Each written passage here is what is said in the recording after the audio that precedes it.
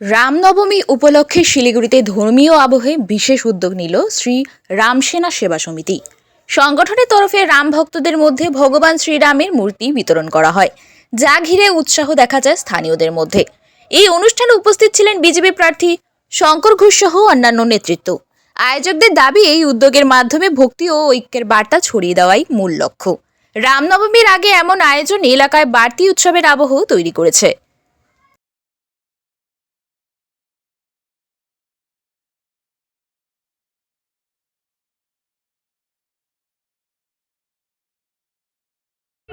আপনি রয়েছেন এবং সাথে সাথে কিন্তু সকল রাম ভক্তদের ভিড়, কি বলবেন আজকের এই দিনে?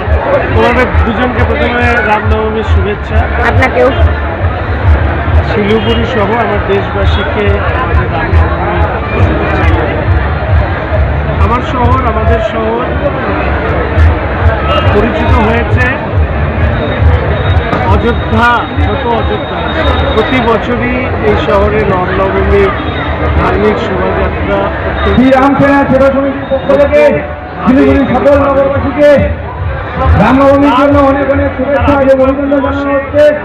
আপনাদের জন্য প্রসাদ বিতরণের ব্যবস্থা করা হয়েছে, আপনারা অনুগ্রহ করে প্রসাদ দিলে ধর্মের প্রতি রামের বিজয়। আমাদের যারা মেম্বার আছে তারা একটু যোগাযোগ করুন, পরবর্তী যে শোভাযাত্রা আসছে তাদের কমিটির প্রেসিডেন্ট বা সেক্রেটারির সাথে যোগাযোগ করবেন এবং তাদেরকে আমাদের মঞ্চে নিয়ে আসার রামের নামেই সকলেই একসাথে এক অনন্য নজির, সেই বিষয় নিয়ে কি বলবেন?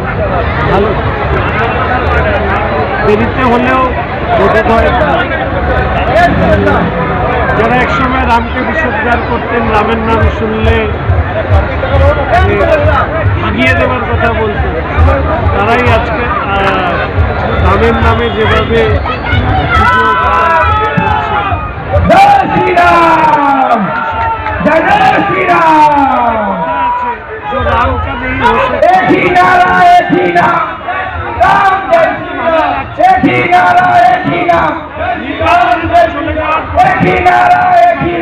রামকে ভক্ত থাকেন, না হলে পরবর্তীকালে তো সবাই বলবে যে এটা নির্বাচনী রাম ভক্ত, সেটা যাতে না হয় সেটা। জয় শ্রীরাম বলবো এবং রামনবমীর সকলকে শুভেচ্ছা এবং আগামী দিনে এই রাষ্ট্র যাতে রাম রাজ্য তৈরি হয়, সেটাই ঈশ্বরের কাছে আজকে এই রামচন্দ্রের আবির্ভাব। নিজস্ব সংবাদদাতা, দেশ বিদেশের খবর।